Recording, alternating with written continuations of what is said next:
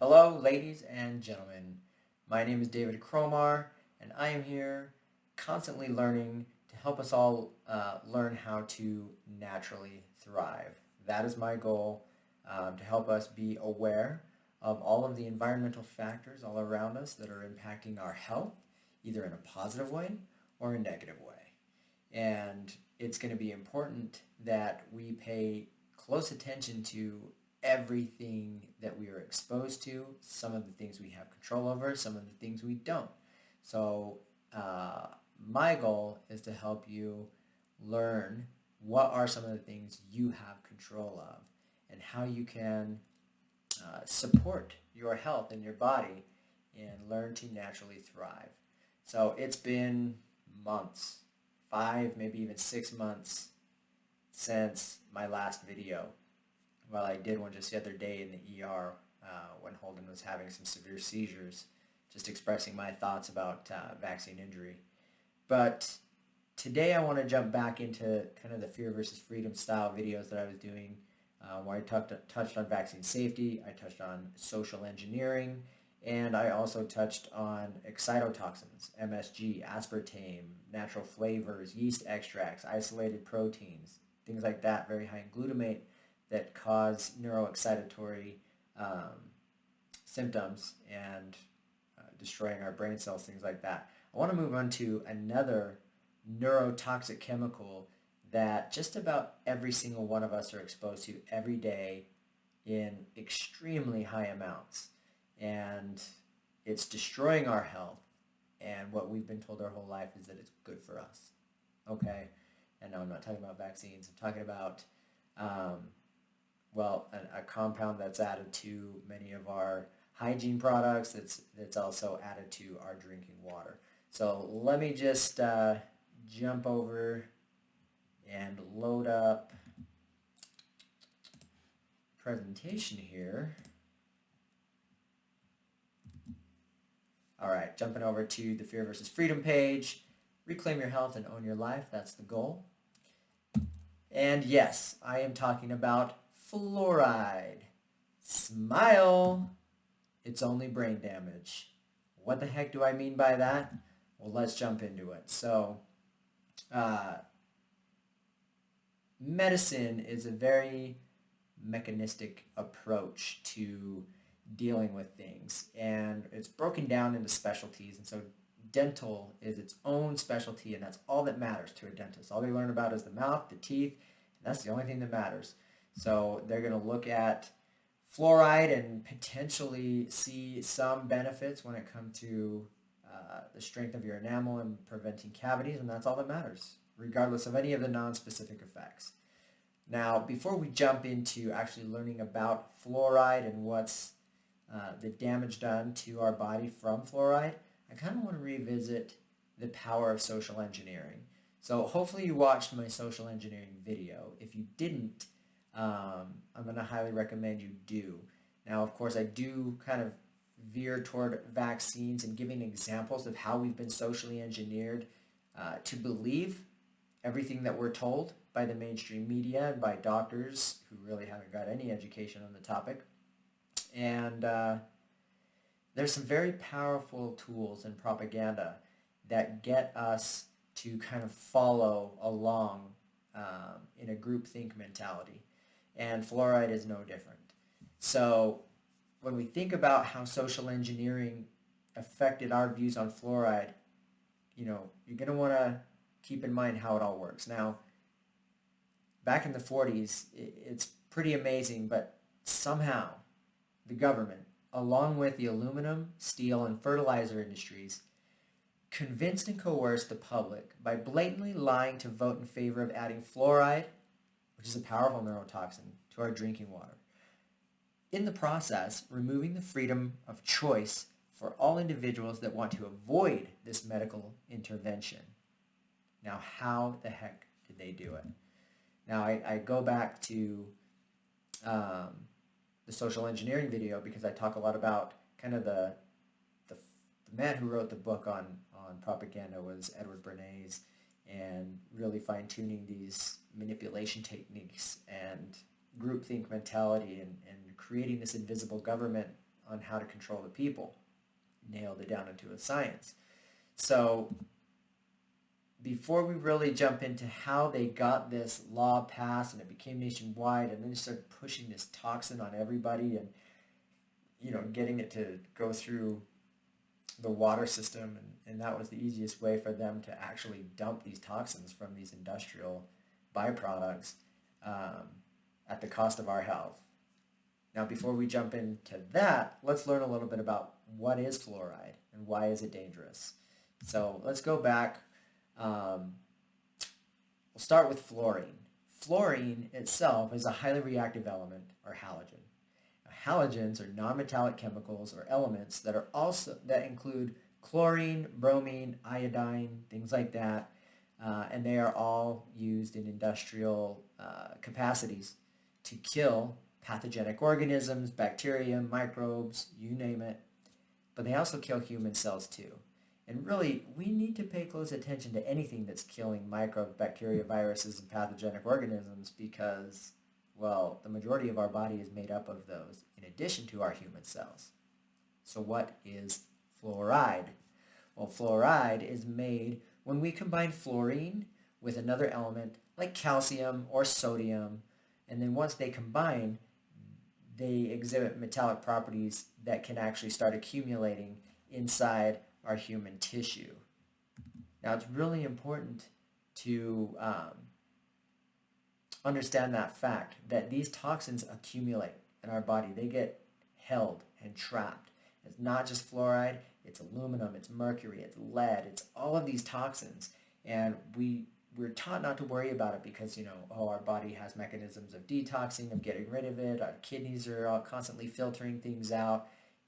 That's true, but how much strain do we really have to put our bodies on, and how much damage are we doing by overload? This is just a massive overload of toxins. So let's continue on back in the PowerPoint. All right, so fluorine is the least dense and most reactive halogen. It's so reactive that it never, ever occurs uncombined in nature. It can eat through steel, glass, iron, eat through aluminum. It's a byproduct of the aluminum and steel and fertilizer industries, and just like mercury, it's one of the most poisonous substances on Earth. Now, sodium fluoride, the quote-unquote safe fluoride, is what's used in rat poison and pesticides and in your toothpaste. So let that sink in for a minute. Sodium fluoride used in rat poison, pesticides, it's killing the bugs on the plants, right? And your toothpaste. Now everybody thinks, oh, fluoride's safe. They tell us it's safe. And yet on your toothpaste, you put a little bit on there, like a pea size, and it says, do not swallow. If you swallow, you call poison control. Doesn't sound too safe, does it? So remember, you are brushing your teeth with rat poison if you haven't decided to move away from fluoridated toothpaste. Now we can jump back, and there's a different kind of fluoride that's added to the water. The pesticide ingredient hexafluorosilicate is what is added to the water supply for you and your family to drink. And if you've ever seen pictures of the actual process when they're adding this fluoride to the water, it is a hazardous job. These guys are in hazmat suits. They have all the protective gear. They have the protective breathing masks. They're like trying not to get touched by this stuff, and they're pouring it into your drinking water. And then you are drinking it every single day and doing a lot more than that. Okay, so it sounds like I'm getting all crazy, and all you've been taught is, well, it's important. It makes our teeth stronger. Is that true? Okay, doesn't it make my teeth stronger? Well, hopefully you can see this picture, and it is a state called fluorosis. Okay, dental fluorosis, where the teeth are just rotting and decaying like crazy. Well, that is caused by fluoride. And that is actually what led us to connect dental and teeth to fluoride. So dental fluorosis is where they first started seeing this, where fluoride levels, or natural occurring fluoride, was very high in certain cities. natural is relative because it was typically from industrial waste and contamination getting into the water supply of these areas, and people were getting this horrific dental fluorosis, and they realized it was from fluoride. Okay, so in the early 1900s, it was observed that children in specific regions of the country had high incidence of damaged teeth.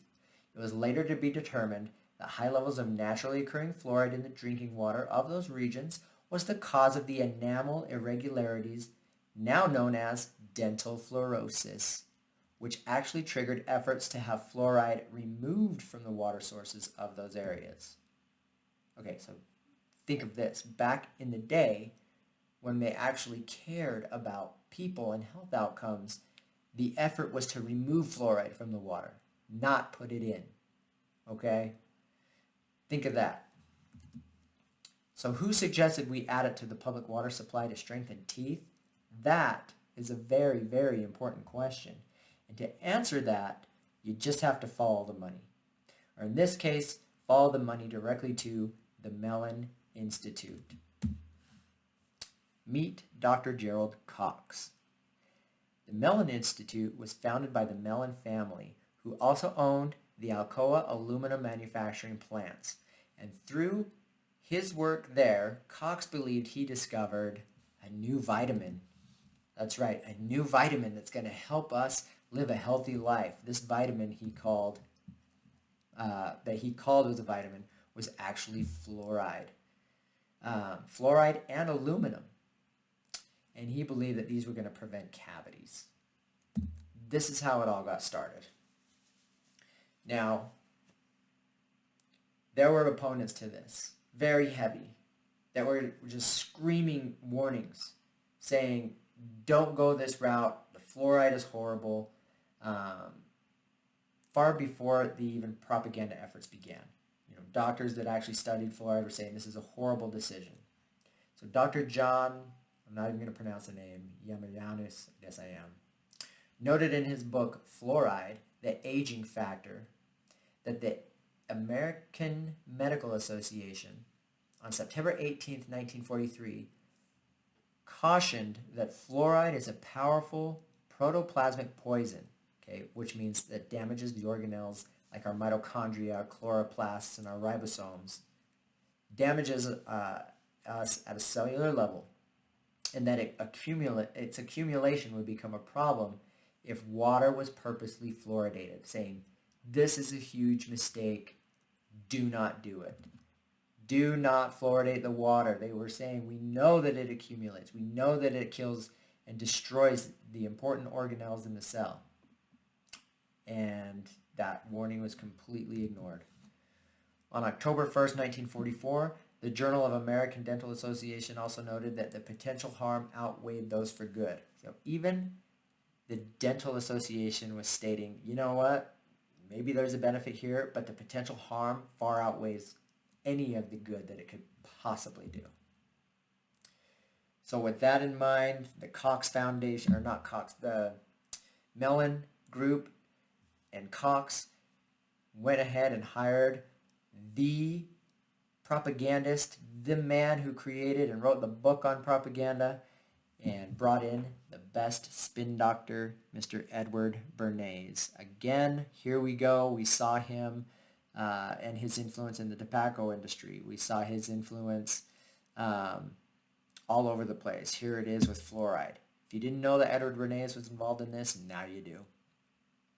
So he knew that all they needed to do was convince the dental professionals, and then the public would follow their, medical dental authorities, because that's what we do. We're sheep. We say, we're convinced at least to believe that we're not smart enough to understand this complex science, and please, doctor, scientist, tell me what to do. What should I do? Oh, drink the fluoride? You got it. Don't ask questions. So with the resources of the Mellon's fluoridation team and the social engineering expertise of Edward Bernays, city councils were convinced and legislation started being passed for the public water fluoridation only 3 months after the AMA and the ADA expressed their dire warnings, with no measure of safety in place. And this is exactly the way the vaccine programs were rolled out. But back to fluoride.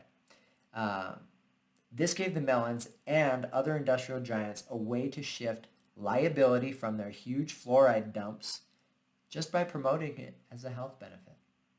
When then, like clockwork, opponents to these invasive measures were quickly labeled loonies and alt-right wing extremists. I mean, does any of this sound familiar? We see it every day. You question anything mainstream science and you're labeled a loon, an extremist, eccentric, crazy. And I know firsthand that that's exactly where it goes because I've been trying to educate friends and family for half a decade or more on health and nutrition topics that are important, and I'm the crazy one in the family. I'm the loon. I'm eccentric. I'm ridiculous. I'm also right.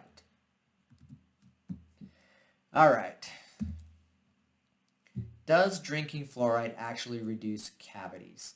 This is a really, really interesting question and one that still isn't solid science either way. Now there is science that does actually, epidemiological studies that would say, yeah, it can. So let's look. Multiple studies show that cities with fluoridated water, when compared to unfluoridated cities, have no reduction in cavities, or that the unfluoridated cities have even a lower incidence in cavities. Cavities is also an individual term for cavities. So a lot of science says there is no benefit. However, there are manipulated studies that did support the desired narrative, and the one that they used to get the law passed originally, I believe it was in Michigan, for the first city to be fluoridated, and they just kind of ran with it across the nation. This is what they did. So they evaluated the research, and in order to get the outcome they wanted, they had to narrow in just onto the kids that were under the age of 6. And the reason why they had to do that is because the fluoridated group's tooth eruption, those little babies, their teeth breaking through the gums and actually coming out was delayed in the fluoridated group. So they actually had fewer teeth than the unfluoridated group. So then the unfluoridated group had a few more cavities because they had more teeth. I mean, how crazy is that? They had to manipulate the data to go down to a specific age range to find where there were fewer teeth in the fluoridated group because the teeth eruption was delayed from the fluoride, and the fluoridated group had a few more cavities or a cavity more or whatever because they had more teeth. So it's just complete manipulation of the science, cherry picking to get the outcome that they wanted, and then they ran with it. It's exactly what they did with the MMR study that William Thompson, the whistleblower, came out and said, yeah, we completely manipulated the data. We were supposed to go by a school district, and then they ended up moving away from the district and then going to geozips because that kind of divided the group and took out the more, the poorer group of kids, and it reflected that there was no link to MMR when in fact there was. If you haven't seen Vaxxed, you need to watch it. But this is just science. This is science. Don't trust it. You need to do your own research. So what do some of the studies say? Here's a fairly recent study from September of 2018. The Untold Story of Fluoridation, Revisiting the Changing Perspectives. The discovery of fluoride in dentistry has revolutionized treatment modalities with a new aspect of prevention and conservation of tooth structure coming into foreplay. Since then, there's been a lot of research on both topical and systemic fluoridation in an overzealous attempt to control the most debilitating dental problems of caries. Again, cavities, caries. Now, pay attention to that one sentence. We need to look at the difference between topical and systemic fluoridation. Systemic being putting it in the water, drinking it, and having it go internally. What are the benefits systemically from drinking it?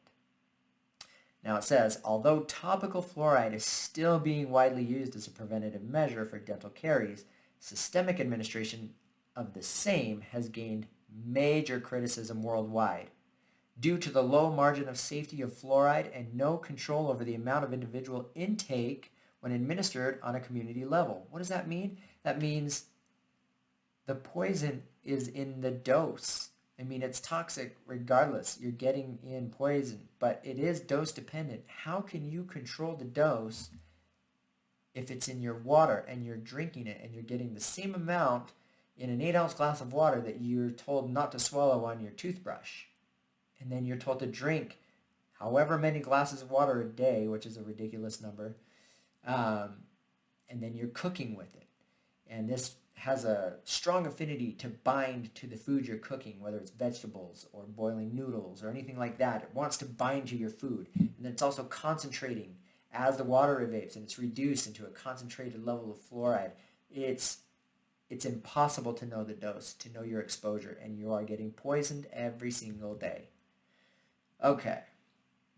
This problem is more prevalent in countries with presence of natural fluoride belts that extend from Turkey to China, Japan through Iraq and Iran and Afghanistan, increasing the chances of both dental and skeletal fluorosis.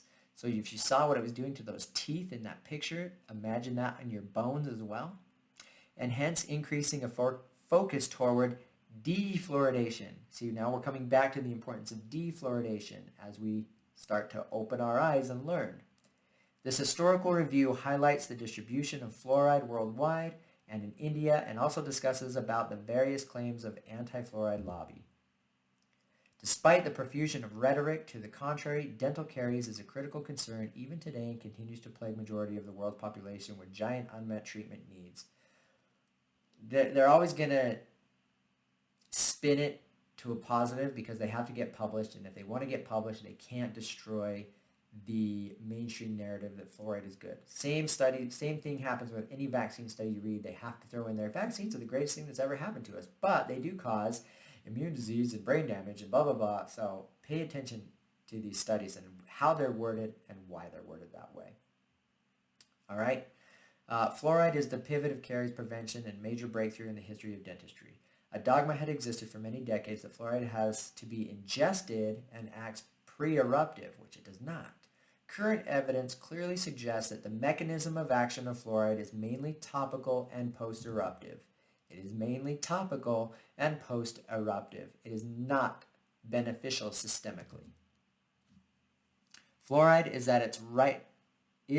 rightly said, is a double-edged sword. Since topical benefits of fluoride are as good as systemic, but the rest are maximal on ingestion, the ideal recommendation would be to limit fluoride to dentrifices, and mouthwashes, adopting the precautionary principles categorizing fluoridation of community drinking water supply as an unreasonable risk. On the international front, most of the West European countries have rejected water fluoridation, including Austria, Belgium, Denmark, Finland, France, Germany, Iceland, Italy, Luxembourg, Netherlands, Norway, Sweden, and Switzerland. They're smarter than we are. The only 3 Western European countries which still practice water fluoridation are Ireland, Spain, well, Ireland 100%, Spain only 10%, the United Kingdom 11%. Countries like India, the need of the hour is defluoridation of community water supplies and should be considered by the government as an effective means to reduce fluoride toxicity in our country. Thus, even for the usage of preventing topical and systemic fluoride, the benefits and the risks must be thoroughly weighed. Guys, this needs to be asked of every intervention you've ever considered. I don't care if it's vaccines, if it's fluoride, if it's Botox, if it's gastric bypass surgery. You've got to look at really look at what are the risks. Okay, there could be a gain, there could be a short-term gain, but the long-term risks are so high with all of these interventions, and our bodies are built to thrive on this planet. All we have to do is take care of them and give them the tools that they need. All right, so let's jump into what are the side effects we're all going through from this forced medical procedure of fluoridated water. As you saw in those pictures, it causes dental fluorosis. It damages your DNA repair enzymes, which are critical for any toxic exposures you're getting, especially vaccines. You need those DNA repair enzymes. Increases your risk for osteoporosis. Increases your risk for cancer, especially bone cancer, oral cancer, bladder cancer, and even lung cancer. It causes genetic damage that is then passed down. It causes skeletal fluorosis, causing fragile and fracturing bones and joints. This is very common today. It causes brain damage. Hence the title, Smile, it's only brain damage. It causes abnormal brain development. We're seeing lower and lower IQs in the cities where they fluoridate the water, and is causing damage to the nervous systems of these kids, of these people, of everybody, because you're all drinking it. It causes hypothyroidism. Okay? Who doesn't know somebody with hypothyroidism? I know several. I can name 3 in my head right now. Everyone's got a hypothyroid. They've got some kind of problem going on. Well, you're drinking it, buddy, friend. Stop. Clean it up. I'll show you how. And it reduces fertility. And that's a huge one. And that is a consequence of so many of the toxins that we're exposed to every day, is reducing fertility. Everybody knows a handful of people that couldn't get pregnant, that are using fertility treatments and trying to get pregnant and end up in the fostering and adopting because their bodies have been destroyed. It's horrific. It's tragic. So it's killing us. But how do you know or even control the dose of exposure? You can't. When it's added to the water, we face the environmental accumulative effect, meaning it naturally increases levels in our food, in our beverages. Our crops are watered with it. We're cooking with it. We drink it. We bathe in it. And our skin, it's a sponge. Anything you put on it is soaked up and enters us systemically. So you don't even have, you're drinking it. You're bathing in it. It's out of control. It's present in many medications. Fluoride is a common ingredient in prescription and even over-the-counter medications, anesthetics, toothpaste. You can find it in fruit juices, teas, milk, meats, almost every bottled water. Pesticides, which is on all your food. Unless you're buying organic, you're highly exposed to fluoride. Animal feeds, etc.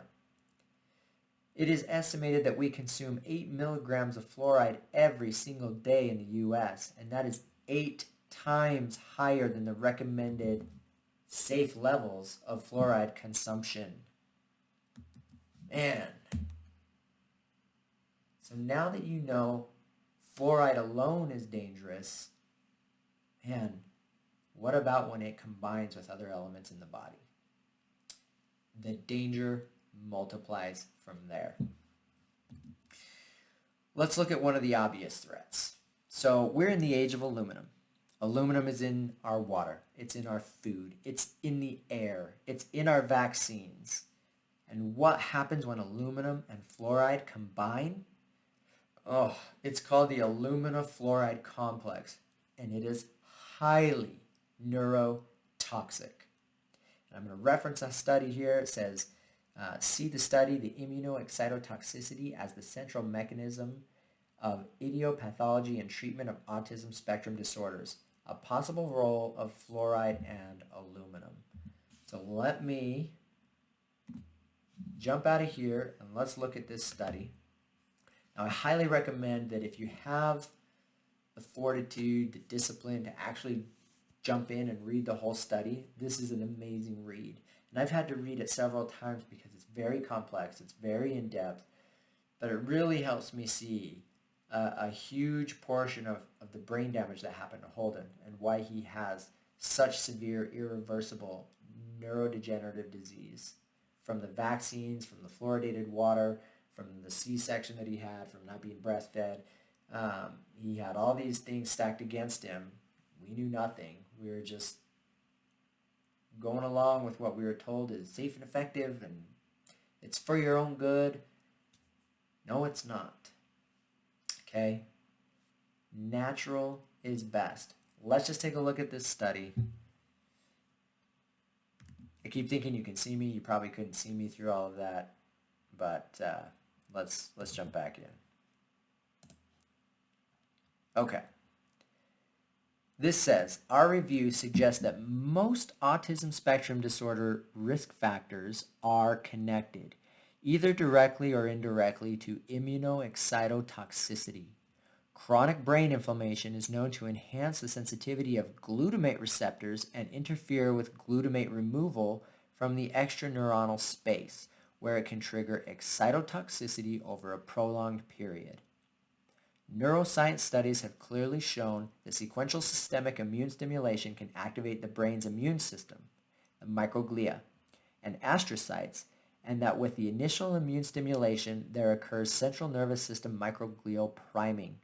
Children are exposed to such sequential immune stimulation via a growing number of environmental excitotoxins, it's all in our food, vaccines, and persistent viral infections. We demonstrate that fluoride and aluminum can exacerbate the pathological problems by worsening excitotoxicity and inflammation. While aluminum appears among the key suspicious factor of autism spectrum disorder, fluoride is rarely recognized as a causative culprit. A long-term burden of these ubiquitous toxins has several health effects with a striking resemblance to the symptoms of autism spectrum disorder. In addition, their synergistic action in molecules of alumina-fluoride complexes can affect cell signaling, neurodevelopment, and the central nervous system functions at several times lower concentrations than either aluminum or fluoride acting alone. So you need much less of the combined toxin than you would fluoride or aluminum alone. Once it combines, its toxicity is magnified extremely. And it's very, very difficult to deal with. Okay, in addition, their synergistic action can affect cell signaling. Our review opens the door to a number of new treatment modes that naturally reduce excitotoxicity and microglial priming. Okay. PMID number 297213353.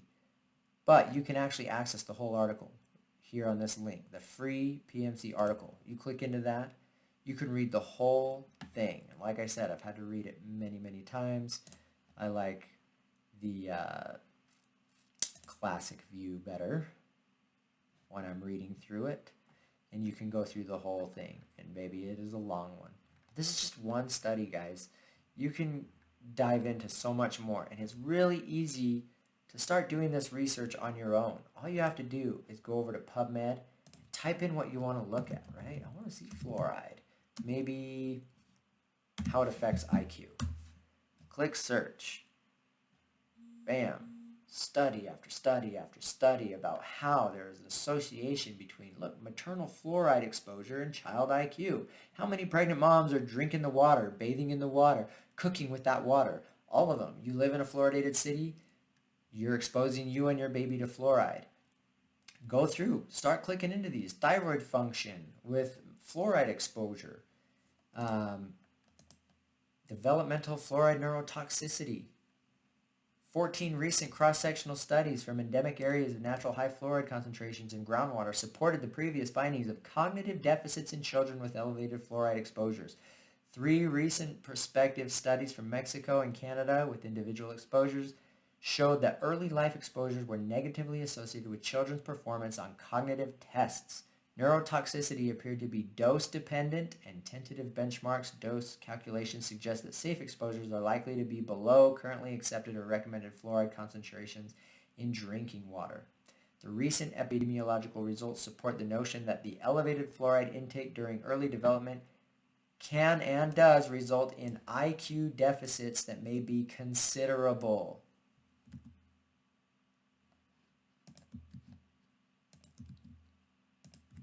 It's just a nice way of saying brain damage, folks. Brain damage. It's unreal. Okay. I think I've maybe given enough to get you to want to do your own research and jump in and start reading about this stuff. Again, I showed you how you can easily do this on PubMed just by jumping in here and typing in a few things. Fluoride, cognitive. Fluoride, central nervous system. Whatever you want to search it. You have the freedom, for now at least, until they take this away, to do this. You can do this with vaccines. You can do this with anything that you have a question about. Go read the studies. Okay, there's so much out there. And if you want to hear it from an expert who actually did read the studies and knows how to understand it and then write it in plain English, you want to hear it in plain English?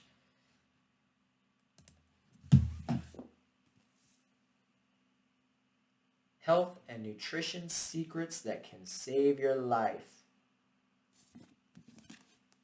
Dr. Russell Blaylock, neurosurgeon. Okay, he's diving into deeply the environmental factors that are just destroying our lives. And the best part about it is he opens your brain, he opens your mind and says, look at what's killing you, what we're lied to, what we're told is safe and effective. It's not. You got to get this book. It's highly referenced.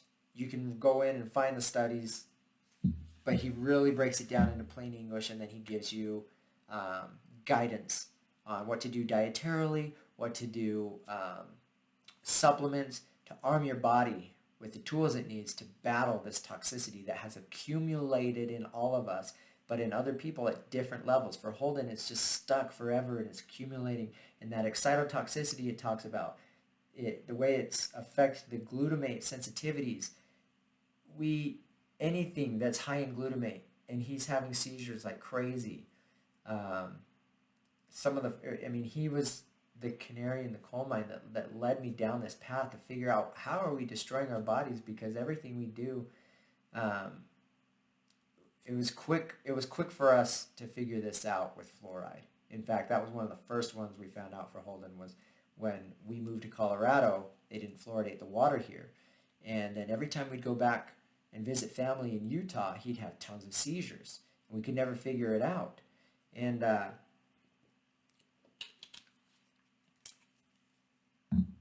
went through all these scenarios in my mind, and one time I said, there's got to be something in the water.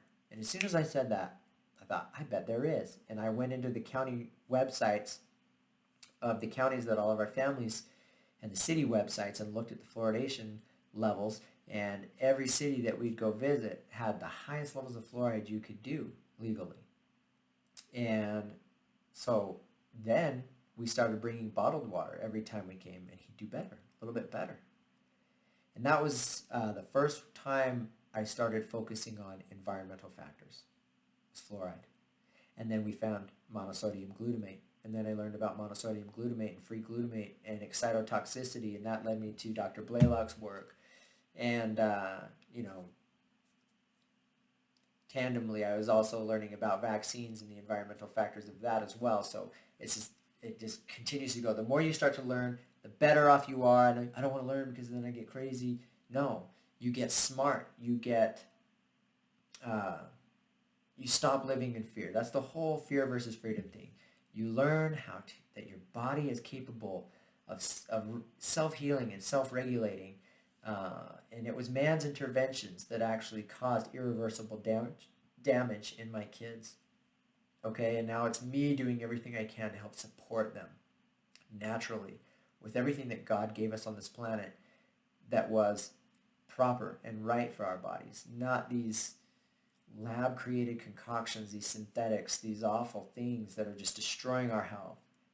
So anyway, I just want to talk about fluoride today and let you go, all right? So the good news is you do have some control here. We moved to a city that doesn't fluoridate the water. We moved to Colorado Springs. When we tried to go back to Utah, we didn't go to northern Utah. We went down to St. George where they don't fluoridate the water. There's always going to be some levels of natural occurring fluoride, but it's not going to be that industrial waste that they're putting in the water. Now you also can start drinking cleaner water. I highly recommend distilled water. This is at Kroger, Simple Truth vapor distilled water with the electrolytes added back in, also known as the brand name Smart Water. Okay, but it's much less expensive here. This is going to help reduce, probably not eliminate, but reduce your fluoride exposure. We drink this. We cook with this. We don't, our water's not supposed to be fluoridated, so we haven't really had to do a lot of filtering in the home. But if you're going to try to filter out fluoride and chlorine and all that stuff, you're going to do a reverse osmosis filter. They're not cheap, and it's not easy to do one at the house level where the water's going to the house, so that everywhere else that it goes in the house is filtered. You'll probably have to put one in the kitchen and maybe some in the bathrooms or whatever. But if you have the money to do it, do it. We actually love just buying this in bulk. And again, we drink with it. We make our coffee with it. We boil our noodles. Well, we don't eat noodles. Well, some of us do. For those on keto, we do zucchini noodles. For those do. Either way, we're avoiding the fluoride. So we'll also talk plastics. You want to know what kind of plastic you're getting. This is also a BPA-free plastic. Does that mean it's perfect? No. There's still toxins in plastic. But we are at least avoiding the exogenous estrogen of the BPA, which is in those crackly plastics. Like the Costco's, the Nestle's, it's a really flimsy bottle. You want to avoid that. So anyway, we're going to continue to go down all these roads. Fluoride. Stop eating sugar. Start taking care of your mouth. You don't have to rely on fluoride. Okay? Our bodies can heal. Teeth actually are alive and can heal. And you just have the proper diet with a good amount of magnesium, vitamin D3, vitamin K2, yes, calcium, and healthy bioavailable fats, and your teeth will become strong. Your cavities can heal. Believe it or not, your body knows what to do. So anyway, thanks for joining. Love you guys. Bye.